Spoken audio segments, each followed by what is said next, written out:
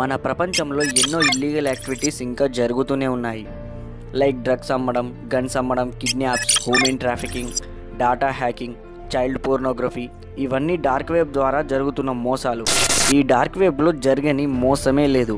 మీ ఫోన్కి ఏదైనా messages are calls వచ్చి మీకు లాటరీ వచ్చిందని, ఐఫోన్ గిఫ్ట్ ఇస్తారని, ఒక్క క్లిక్ తోటి మీరు పెట్టిన డబ్బులు డబుల్ అవుతాయని, ఫ్రీగా ఏదైనా వస్తుందని మీరు ఏదైనా లింక్ క్లిక్ చేస్తే మాత్రం మీరు ట్రాప్లో పడ్డట్టే. మీ ఫోన్ హ్యాక్ చేసి బ్లాక్మెయిల్ లేదా బ్యాంకులో ఉన్న డబ్బులు దొబ్బినట్టే. ఇలా డార్క్ వెబ్ ద్వారా ఎంతోమంది బలైపోయారు. అసలు డార్క్ వెబ్ అంటే ఏంటి? ఇంటర్నెట్ అంటే ఏంటి? ఇవి ఎలా వర్క్ అవుతాయి? ఇప్పటి వరకు జరిగిన పెద్ద పెద్ద మోసాలేంటి? ఈ వీడియో చూస్తే మీకు ఇంటర్నెట్ గురించి అండ్ డార్క్ వెబ్లో జరిగే ఇల్లీగల్ యాక్టివిటీస్ గురించి మొత్తం అర్థమవుతుంది. సో ఎక్కడ స్కిప్ చేయకుండా ఈ వీడియో చూడండి. డార్క్ వెబ్ గురించి తెలుసుకునే ముందు మనం ఇంటర్నెట్ గురించి తెలుసుకోవాలి.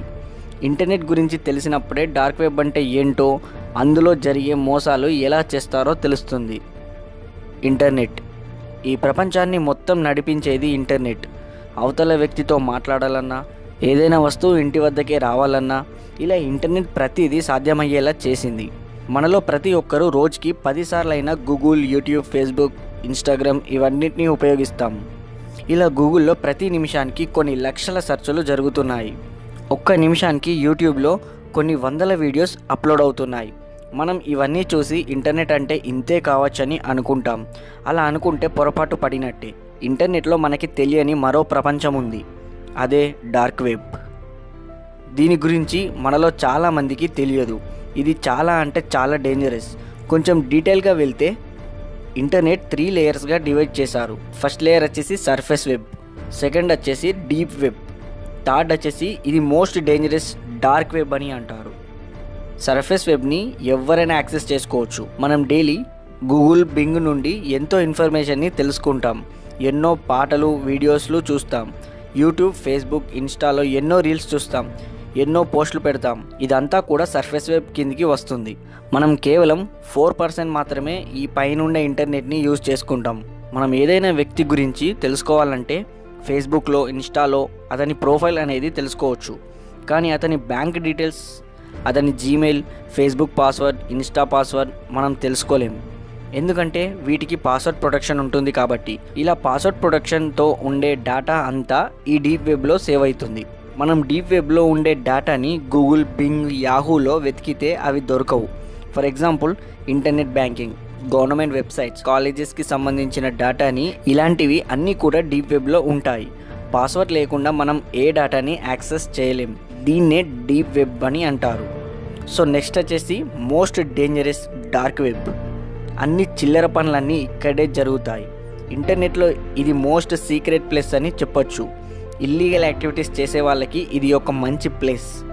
మనం నార్మల్గా డార్క్ వెబ్ గురించి గూగుల్లో సెర్చ్ చేస్తే ఏమీ దొరకదు. గూగుల్, బింగ్, ఫైర్ ఫాక్స్ ఇక్కడ పని చెయ్యవు. అందుకోసం సపరేట్గా తార్ అనే బ్రౌజర్ నుండి ఈ డార్క్ వెబ్కి వెళ్ళవచ్చు. గూగుల్లో సెర్చ్ చేస్తే ఓపెన్ అవ్వని వెబ్సైట్లు ఈ తార్ అనే బ్రౌజర్లో ఓపెన్ అవుతాయి. గూగుల్లో ఎందుకు ఓపెన్ కావు, ఈ తార్లో ఎందుకు ఓపెన్ అవుతాయి అని అనొచ్చు.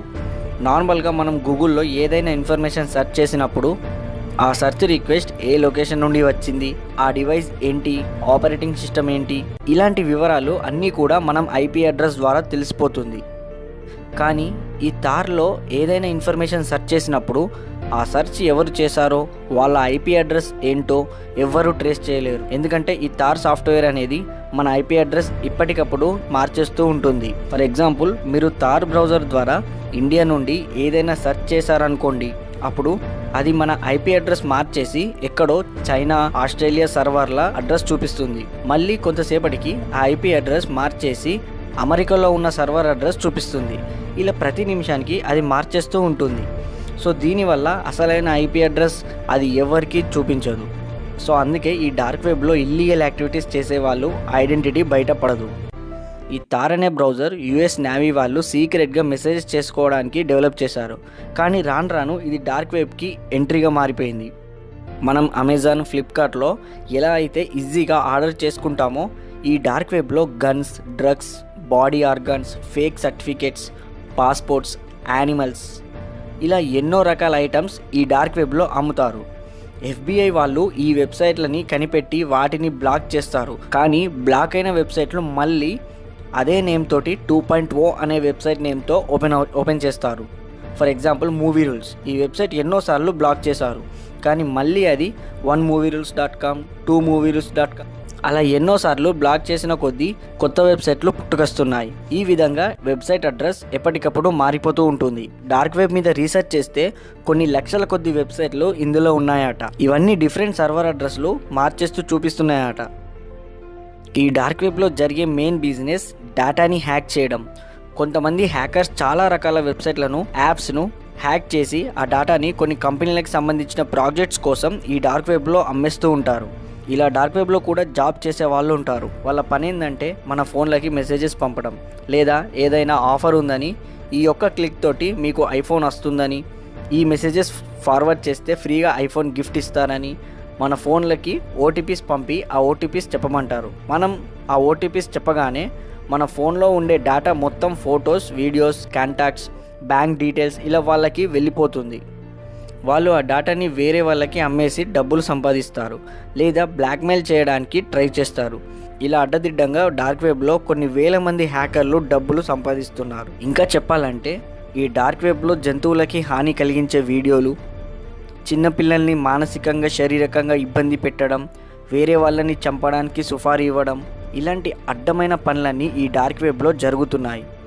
ఇవన్నీ అడ్డుకోవడానికి FBI వాళ్ళు అన్ని రకాల ప్రయత్నాలు చేస్తున్నారు. అలాంటి క్రిమినల్స్ని పట్టుకోవడానికి FBI వాళ్ళు డార్క్ వెబ్లోకి ఎంటర్ అయ్యి ఆ ఇల్లీగల్ యాక్టివిటీస్ చేసే వాళ్ళని అరెస్ట్ చేస్తున్నారు. మన ఫోన్కి ఏదైనా మెసేజెస్, ఓటీపీస్ వస్తే ఎవరైనా కాల్ చేసి ఓటీపీ చెప్పమన్నారంటే మీరు అసలు చెప్పకండి. దాని గురించి తెలుసుకోండి. ఏ బ్యాంకు వాళ్ళైనా కాల్ చేసి ఓటీపీస్ అడగరు. అది ఒక ట్రాప్ అని అర్థం చేసుకోండి.